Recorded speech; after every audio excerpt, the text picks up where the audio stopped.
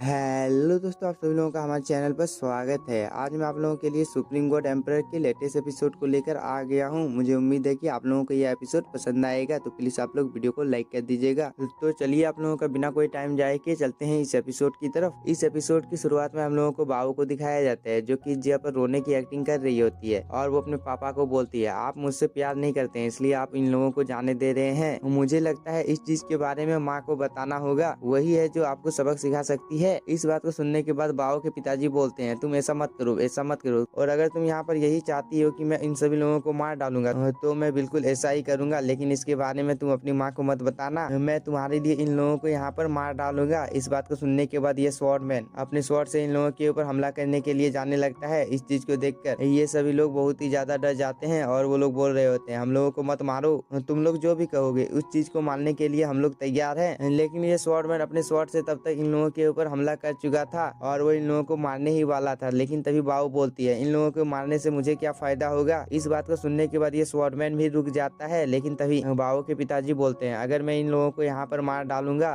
तो इसकी वजह से 72 आइलैंड पर तुम्हारा बिजनेस और भी ज्यादा बढ़ जाएगा और तुम्हारा कोई भी कॉम्पिटिटर नहीं रहेगा। और अगर तुम चाहती हो कि मैं इन लोगों को नहीं मारूंगा तो ठीक है, मैं इन लोगों को नहीं मारूंगा, लेकिन मैं इन लोगों को जाने देने से पहले एक वार्निंग देना चाहता हूँ। और वही नल्ले लोगों को बोलता है, अगर तुम लोग फ्यूचर में कभी भी मेरी बेटी के रास्ते में टांग अड़ाने की कोशिश करोगे तो मैं तभी तुम लोगों को जान से मार डालूंगा और तुम लोग तियानबाओ पवेलियन की तरफ भी कभी भी मत देखना, तभी मैं तुम लोगों को इस जगह से जिंदा जाने दूंगा। इस बात को सुनने के बाद बाओ भी बहुत ही ज्यादा खुश हो जाती है और वो अपने पिताजी को बोलती है, आपके जैसा पापा हर किसी को भगवान दे। इस बात को सुनने के बाद बाओ के पिताजी बोलते हैं, कोई मस्का लगाना तुमसे सीखे, क्योंकि बस तुम अपने काम को निकालने के लिए मुझसे यहाँ पर इतना सारा चीज करवा रही थी। लेकिन इन सब बातों को साइड में रखो, चलो हम लोग कमरे में जाते हैं और इस जगह पर बात करेंगे कि तुम लोगों ने अब तक यहाँ पर क्या क्या किया है, और तुम अपने साथ में मुयान और इस आदमी को भी ले लेना। इसके बाद हम लोगों को कुछ देर बाद का सीन दिखाया जाता है, जहाँ पर ये सभी लोग हॉल में बैठे हुए थे और बाओ के पिताजी मुयान का यहाँ पर शुक्रिया अदा करते हैं, क्योंकि मुयान ने बहुत बार इसकी बेटी की जान बचाई थी। और बाओ के पिताजी यहाँ पर ये देखकर भी बहुत ही ज्यादा शौक थे, क्योंकि मुयान ने बहुत ही जल्दी इतना ज्यादा ब्रेक थ्रू कर लिया है, जिसकी वजह से उसकी पावर बहुत ही ज्यादा बढ़ गई है। और तुम सच में मुयान एक बहुत ही ज्यादा रेयर जीनियस और बहुत ही ज्यादा पावरफुल कल्टीवेटर हो। इस बात को सुनने के बाद मुयान बाओ के पिताजी को बोलता है, आप बहुत ही ज्यादा काइंड हार्टेड पर्सन है, इसलिए आप मेरी तारीफ यहाँ पर कर रहे हैं। और वो इन लोगों को अपनी जान बचाने के लिए यहाँ पर शुक्रिया अदा भी करता है और वो साथ में यीशु को भी बोलता है, तुम भी यहाँ पर इन लोगों को ग्रीट करो, जिस पर यीशु भी इन लोगों को ग्रीट करता है। लेकिन तभी ये स्वॉर्डमैन बोलता है, तुम्हें यहाँ पर ग्रीट करने की कोई भी जरूरत नहीं है। इस चीज को देखकर बाओ के पिताजी बोलते हैं, मुझे यहाँ पर आश्चर्य नहीं है कि तुम्हारे पास ड्रैगन और फिनिक्स की मार्शल सोल है, जो की सच में बहुत ही ज्यादा रेयर होती है, और तुम्हारे बारे में तो मोइयान लॉर्ड चैंगलिंग को भी पता है, इसी वजह से वो तुम्हारे साथ इतना ज्यादा फेमिलियर बिहेव कर रहे थे। इस बात को सुनने के बाद मुयान बोलता है, मेरे बारे में आपको बहुत सारी जानकारी पता है। इस बात को सुनने के बाद बाओ के पिताजी बोलते हैं, हालांकि यहाँ पर तियानबाओ मंडप का काम जानकारी इकट्ठा करना नहीं है, लेकिन मुझे यहाँ पर हर चीज की जानकारी रखनी पड़ती है, क्योंकि कब किस चीज का काम पड़ जाए पता नहीं है। और मैंने तुम लोगों को जैसा बोला था, 72 आइलैंड पर तुम लोगों ने यहाँ पर अपने बिजनेस को बहुत ही ज्यादा फैला दिया है और मैं इस चीज को देखकर बहुत ही ज्यादा शौक हूँ। इस बात को सुनने के बाद बाओ मुयान को यहाँ पर आंख मारती है। लेकिन तभी बाओ के पिताजी मुयान को बोलता है, कुछ ही दिनों में यहाँ पर एक कंपटीशन शुरू होने वाला है और इस चीज में तुम लोगों को भाग लेना है, और बाओ तुम्हें भी इस कंपटीशन में भाग लेना है। इस बात को सुनने के बाद बाओ बोलती है, पिताजी मैंने तो पिछली बार इस कंपटीशन में भाग नहीं लिया था, तो क्या मैं इस बार इस कंपटीशन में भाग ले सकती हूँ। इस बात को सुनने के बाद बाओ के पिताजी बोलते हैं, इस बार का कंपटीशन थोड़ा सा डिफरेंट है, इसलिए तुम लोगों को इस कंपटीशन में भाग लेने से कोई भी नहीं रोक सकता है, क्योंकि इस बार का कंपटीशन ब्लैंकिंग हैंकिंग माउंटेन द्वारा बनाया गया है और इस बार का कंपटीशन बहुत ही ज्यादा खास होने वाला है, क्योंकि इस कंपटीशन में जो कोई भी जीत जाएगा उसे तो बहुत सारे ट्रेजर मिलेंगे ही, और साथ में उसे भाग्य सूची में अपने नाम को दर्ज करने का मौका भी मिलेगा। इसलिए मैं चाहता हूँ कि तुम लोग जरूर से जरूर इस कंपटीशन को जीतो, ताकि हम लोगों को एशियन ड्रैगन की गुफाओं में जाने का मौका मिल सके। इस बात को सुनने के बाद मुयान भी यहाँ पर थोड़ा सा शौक होता है, लेकिन तभी बाओ के पिताजी इन लोगों को बोलते हैं, मैं तुम लोगों को इस चीज के बारे में ज्यादा डिटेल में नहीं बता सकता हूँ, क्योंकि इसके लिए मेरे पास यहाँ पर इतना ज्यादा टाइम नहीं है, लेकिन मैं तुम लोगों को थोड़ी सी जानकारी दे देता हूँ कि उस जगह पर बहुत ही ज्यादा रेयर रेयर ट्रेजर है, जो कि हजारों सालों पहले इस जगह पर दब गए थे। और लोगों का तो यहाँ तक कहना है कि एशियन ड्रैगन के 9 स्पिरिट सीजिंग हेवन के साथ भी यह जुड़ा हुआ है। इस बात को सुनने के बाद मुयान बोलता है, क्या 9 स्पिरिट सीजिंग हेवन के साथ वो जुड़ा हुआ है, क्या इसे 9 टुकड़ों में बांटा गया था, जिसमें से ये टुकड़ा एक है, और इन 9 टुकड़ों में से मेरे पास एक टुकड़ा है, लेकिन पिछले हजारों सालों में मैंने इसके बारे में कभी क्यों नहीं सुना था। मुयान यहाँ पर ये सब सोच रहा होता है, लेकिन तभी बाओ के पिताजी बाओ को बोलते हैं, इसलिए मैं तुम लोगों को बोल रहा हूँ कि तुम लोगों को किसी तरह करके भी इस कंपटीशन को जीतना होगा,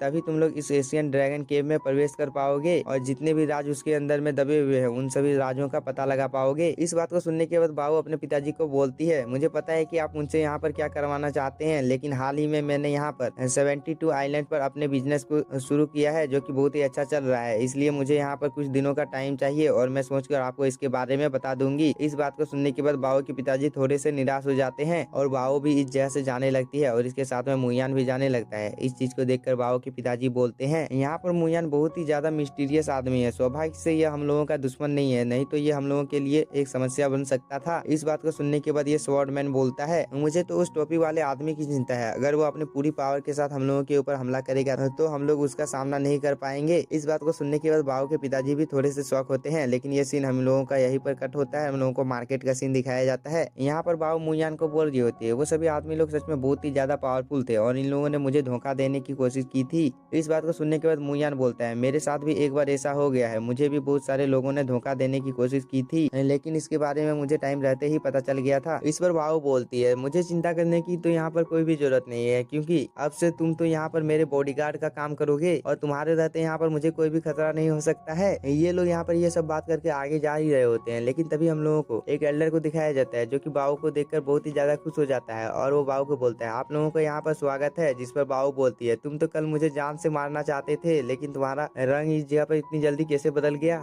इस बात को सुनने के बाद लेटिन टावर का एल्डर बोलता है, इस चीज में मेरी कोई भी गलती नहीं थी, शेडो पवेलियन के लोगों ने ही तुम्हारे ऊपर हमला करने के लिए मुझे बोला था और मैं भी बहक गया था। जिस पर बाओ बोलती है, इस सब बातों को थोड़ी देर के लिए साइड में रखो और यहाँ पर हम लोगों के तियान बाओ मंडप में जो 72 आइलैंड पर बिजनेस चल रहा है वो अभी कैसा चल रहा है, तुम इसके बारे में मेरे बॉडीगार्ड को यहाँ पर बता सकते हो। इस पर यह आदमी भी यहाँ पर हाँ बोलता है और इसी के साथ हम लोगों का ये एपिसोड हो जाता है खत्म। अगर वीडियो पसंद आई होगी तो चैनल को सब्सक्राइब कीजिए और वीडियो को like. Thank you for watching.